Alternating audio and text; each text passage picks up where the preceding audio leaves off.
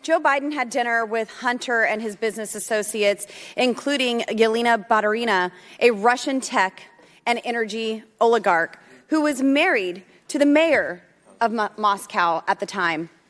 Hunter then received $3.5 million in payouts from Baturina. She was not sanctioned after the invasion of Crimea.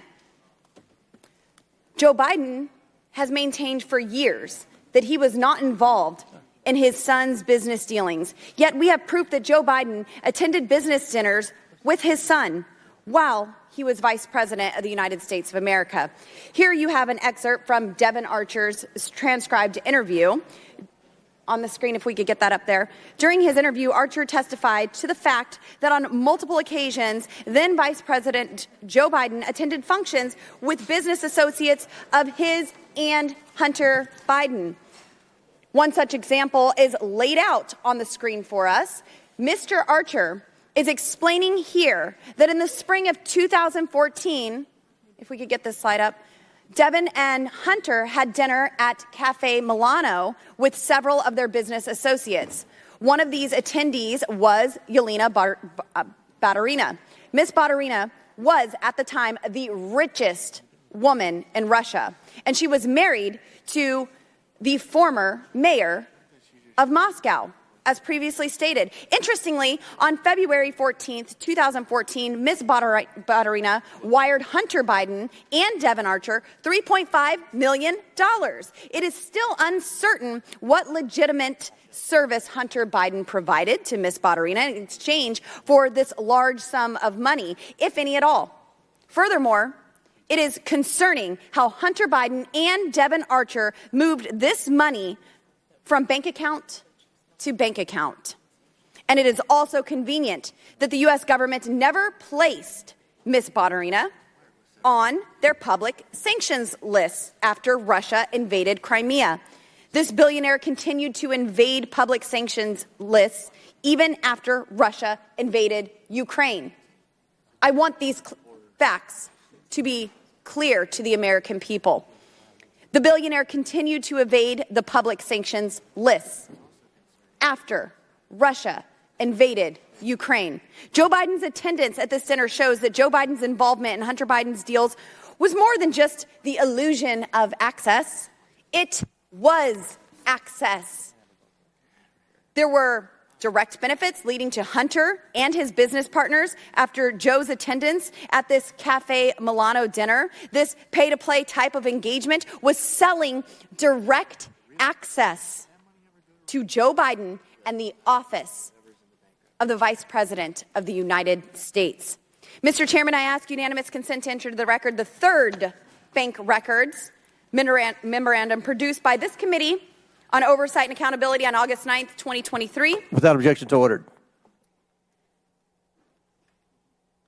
Mr. Turley, as an expert on constitutional issues and impeachment, where does selling access to an executive office fall in terms of what justifies an impeachment inquiry, and what is deemed an impeachable offense?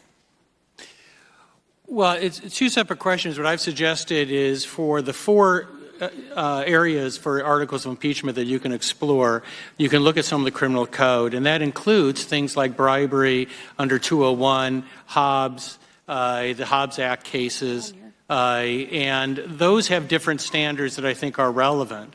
In terms of the impeachable standard itself, there's been obviously decades of debate about that.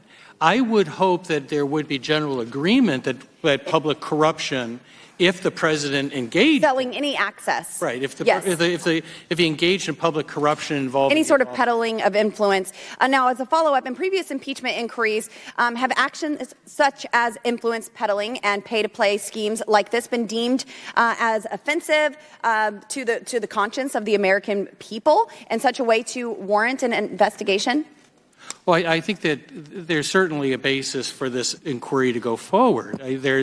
My position is simply that this is early on in an inquiry in terms of linking these, which are still just allegations, to the president, and that's the linkage you have to establish. Thank you, Mr. Turley. It is far time for Joe Biden to stop lying to the American people about his shady foreign business deals. He intentionally misled the American people by using complex maneuvers to pocket millions of dollars from our adversary. He lied when he was vice president. He lied as a candidate to gain the office of President of the United States. Now this committee has uncovered the truth, and it is time to impeach this compromised commander-in-chief. Mr. Chairman, I yield. The lady yields back. Chairman, point of order, if I could. I didn't want to interrupt the good gentlelady from Colorado, but you cannot engage in personalities against the President of the United States. We've established that, Mr. Ranking Member. Okay, and so you cannot say that Joe Biden lied. First of all, he didn't lie. Mr. Ranking Member, we've established at the beginning of the hearing. You can't say it, Mr. Chairman.